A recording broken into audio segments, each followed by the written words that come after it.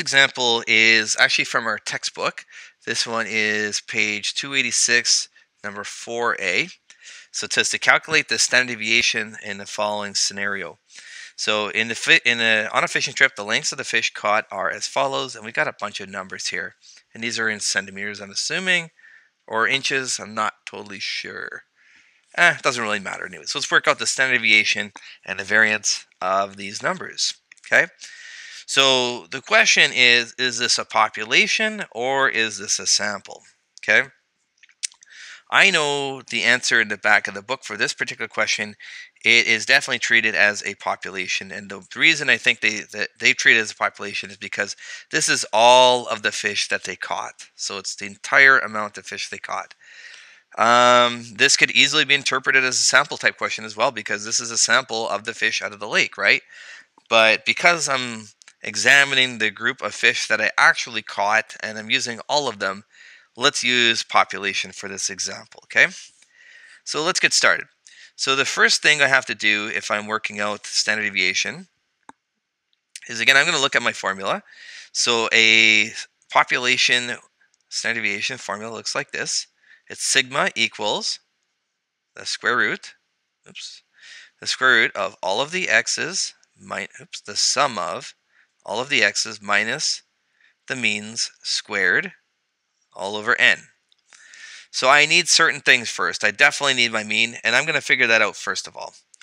So my mean in this case is going to equal 15.4 plus 12.3 plus dot dot dot, add them all up, and the last one is 16.7. Oops. 16.7. It's kind of tricky to use this pen. 0.7. And I'm going to divide this by n, which in this case I have 1, 2, 3, 4, 5, 6, 7, 8, 9, 10, 11 numbers. Let's divide that by 11. Add them all up, divided by 11. I got 14.14. That's my, 14.4. That's my mean. Okay, I need that in order to solve this thing. Now, what I could do right here, and you might choose to do this, you might choose to do it the long way, is I might start calculating the top value of this fraction. I might do this. I might go, the first value is 15.4 minus 14.14 squared, plus the next one would be 12.3 minus 14.14 squared, and so on. I could keep doing it that way. It's a bit long in this case. It's 11 numbers, so I'm going to revert and use a table style instead and solve this. So here's what we're going to do for a table. We're going to go x minus the mean, and then finally x minus the mean squared.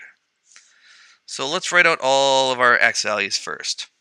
Okay, so the first x value is 15.4, then it's 12.3, 18.2, 9.9, 17.4, 12.6, 16.3, 11.8, 12.3, 12.6. I'm just rewriting the numbers here. 16.7. Okay. And we'll scroll up. Next thing we're going to do, we are going to take each of these values and subtract the mean away. So my very first one, what I have to calculate is 15.4 minus the mean, which is 14.14. You're going to get that number. In this particular case, you get 1.26. This goes right here, 1.26. The next one, you would go 12.3 minus 14.14 again. And what do you get? You should get negative 1.84. The next one, you subtract 18.2 minus 14.14. It's very repetitive. You just do the same thing again. You're going to get 4.06. I'll fill in the rest here. Negative 4.24. I got 3.26. Then I got negative 1.54, 2.16. Then it's negative 2.34. Let's move this down a bit here. Okay, then it's negative 1.84, negative 1.54, and then 2.56. Okay, 2.56. Okay, so this is all of the x's, that's these things, minus the means. The next we're going to do is we're going to square them all now.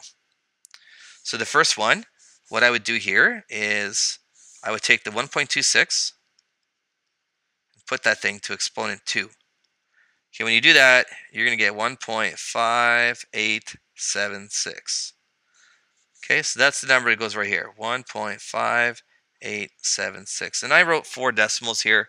I will probably round it at the end, but that's what I wrote for this number here. The next one, when you square negative 1.84, you're going to get 3.3856. And again, that must be a positive number. Be careful, you might have to use brackets here. Okay, I'll fill in the rest. I got 16.4836. Then I got 17.9776. And then I got 10.6276.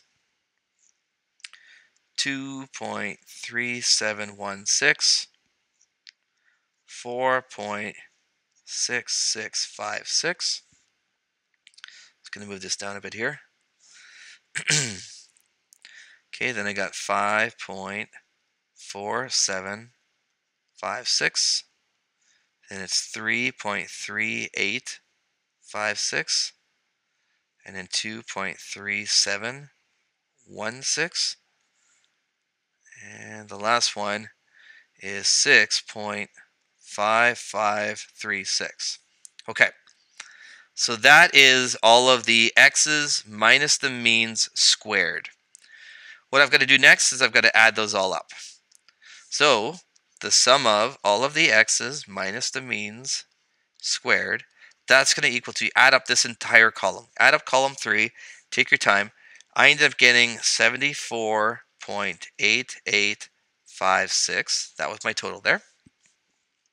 And now I can punch it into my equation. I can figure out what standard deviation is. So standard deviation is going to equal the square root of the sum of all of the x's minus the means squared divided by n. In this case, it's the square root of the top thing I figured out already. It's 74.8856 divided by n, which is 11. And when you work this out, you will end up with 2.609. Okay, so that's your final answer for the standard deviation. Okay, for variance, it's just the standard deviation squared. So it's literally 2.609 squared, which equals, see, I gotta punch it in still, I didn't work that one out. 2.609 exponent 2, oops, 2.609 to exponent 2. I ended up getting 6.8069. So that is my variance.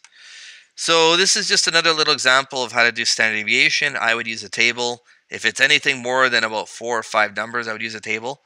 And just take your time. It's just a lot of calculator work here.